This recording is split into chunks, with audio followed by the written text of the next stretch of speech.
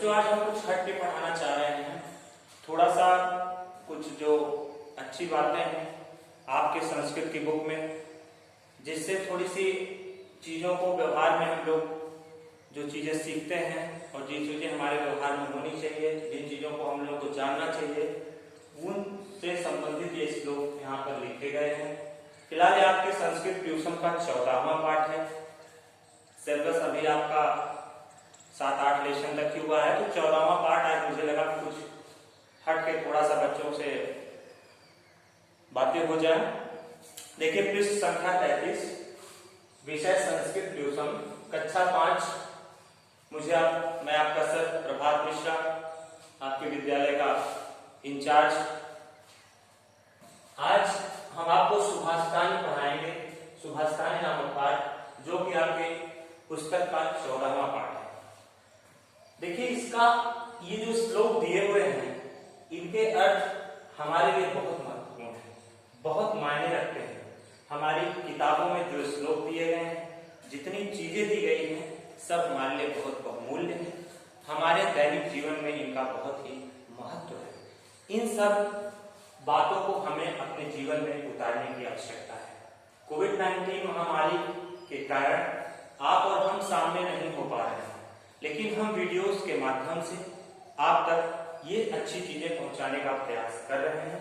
आप ईमानदारी पूर्वक इस वीडियो को देखिए, पढ़ने का तरीका देखिए, इसके अर्थ को जानने का प्रयास करिए। इस वीडियो को 2 से 4 बार आप देखेंगे, निश्चित तौर से आप जान जाएंगे कि यह श्लोक कितना अच्छा है और इसका क्या महत्व है। देखिए हम पढ़ते हैं, अलसस्य कुतो विद्या, अविदस्य कुतो धनम, अधनस्य कुतो मित्रम, अमित्रस्य कुतः सुखम। इसका अर्थ हम आपको बता दें, अलसस्य कुतो विद्या। जो आलसी व्यक्ति है, जो आलसी है, उसको विद्या कहाँ नसीब होती है? जो आलसी है उसको विद्या कहाँ प्राप्त होगी? जैसे आप या आप ही घर आलस करते होंगे तो आप पढ़ लिख नहीं पाएंगे। तो आलसी को विद्या कहाँ? अविदस्य कुतो धनम। और जब जो विद्वान ही नहीं होगा, जो पढ़ा लिखा ही नहीं होगा, जिसको विद्या ही नहीं प्राप्त होगी, तो उसके पास धन कहाँ से प्राप्त होगा? उसको धन नहीं प्राप्त हो सकता। कह रहे हैं अलसस्य कुतो विद्या, अविदस्य कुतो धनम। आलसी को विद्या कहाँ और बिना विद्या के धन कहाँ? धन मतलब पैसा, रुपया, शोहरत। अधनस्य कुतो मित्रम, और बिना धन के मित्र कहाँ? अमित्रस्य कुतः सुखम, और बिना मित्र के सुख कहाँ? तो इसका भाव सबसे महत्वपूर्ण यह हो गया कि हमें आलस्य नहीं करना चाहिए, हमें पढ़ाई। देखिए यहाँ पर अर्थ निकल के आया कि बिना मित्र के सुख कहाँ, और यहाँ पर है कि बिना धन के मित्र कहाँ, और यहाँ पर है कि बिना विद्या के धन कहाँ, और यहाँ पर है कि आलसी को विद्या कहाँ। मतलब सब मिला जुला के हमको यह अर्थ स्पष्ट होता है कि हमें आलस्य नहीं करना चाहिए, हमें आलसी नहीं बनना चाहिए, हमें विद्या प्राप्ति करने हेतु हर संभव प्रयास करना चाहिए। हमेशा हमें प्रयासरत रहना चाहिए। हमेशा हम लोगों को जहां से भी ज्ञान मिले उसको लेने का प्रयास करना चाहिए। आज का समय आप देख ही रहे हैं, जो पढ़े लिखे हैं वही नौकरी पा रहे हैं, वही प्रयास परिश्रम करते हुए उनके पास आसानी से उनकी योग्यता के हिसाब से उनको धन प्राप्ति हो रही है। और ऐसे लोगों को इस समय में बहुत ढेर सारे मित्र हो जाते हैं और तब उनको जीवन जीने में आसानी हो जाती है। तो इसलिए यहाँ कहा गया इस श्लोक में कि हमें आलस्य नहीं करना चाहिए, क्योंकि अलसस्य कुतो विद्या, अविदस्य कुतो धनम, अधनस्य कुतो मित्रम, अमित्रस्य कुतः सुखम। आलसी को विद्या कहाँ, बिना विद्या के धन कहाँ, और बिना धन के मित्र कहाँ, और बिना मित्र के सुख कहाँ। देखिए आपको इंग्लिश डेफिनेशन पढ़ाया गया था, द आंट एंड डक। वो लोग कितने अच्छे मित्र थे, लोग एक दूसरे की जान बचाए। तो बिना मित्र के सुख नहीं हो सकता।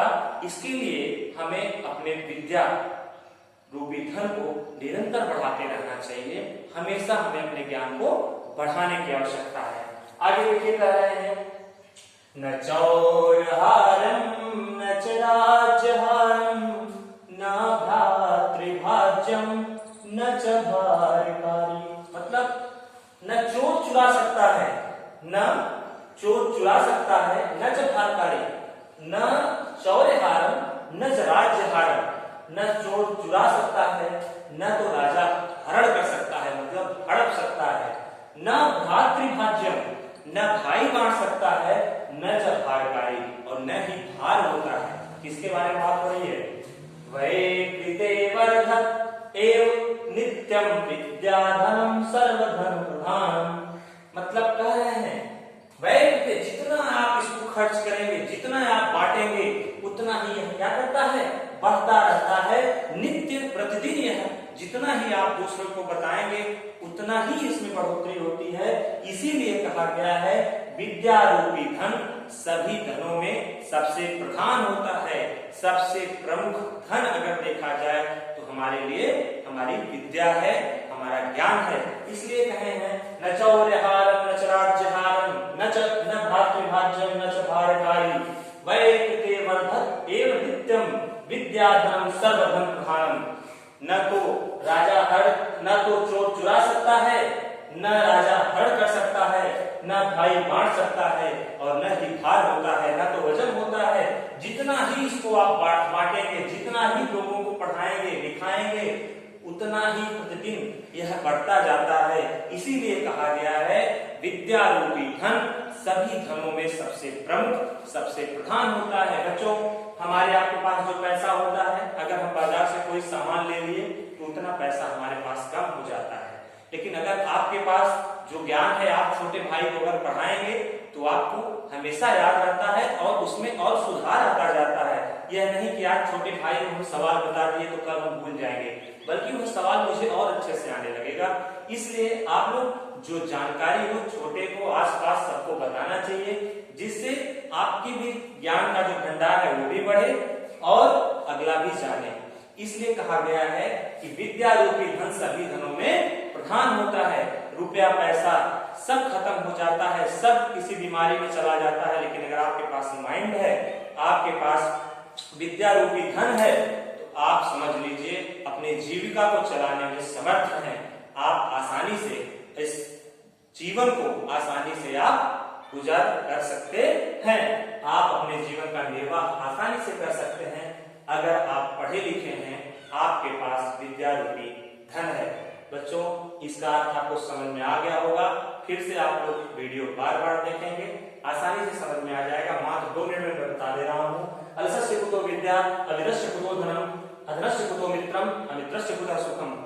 आलसी को विद्या कहाँ, बिना विद्या के धन कहाँ, बिना धन के मित्र कहाँ और बिना मित्र के सुख कहाँ। न चौर्यहारम न च राज्यहारम न भ्रातृभाज्यम न च भारकारी वै कृते वर्धत एव नित्यम विद्याधनम सर्वधन प्रधानम। न चोर चुरा सकता है, न राजा हरण कर सकता है, न भाई बांट सकता है और भार भी नहीं होता। इसको जितना ही खत्म करें, जितना ही बांटे, जितना ही खर्च करें, वह नित्य प्रतिदिन बढ़ता ही जाता है। इसीलिए कहा गया है विद्या रूपी धन सभी धनों में प्रधान होता है, प्रमुख होता है। बच्चों, आप लोग इसके भाव को समझिए, इसको लिख डालिएगा और फिर आपको हम आपके लेसन आगे वाले लेसन के साथ मिलेंगे। धन्यवाद। घर पे अच्छे से रहिए, स्वस्थ रहिए, मस्त रहिए और बढ़िया से मन लगा के पढ़ते रहिए।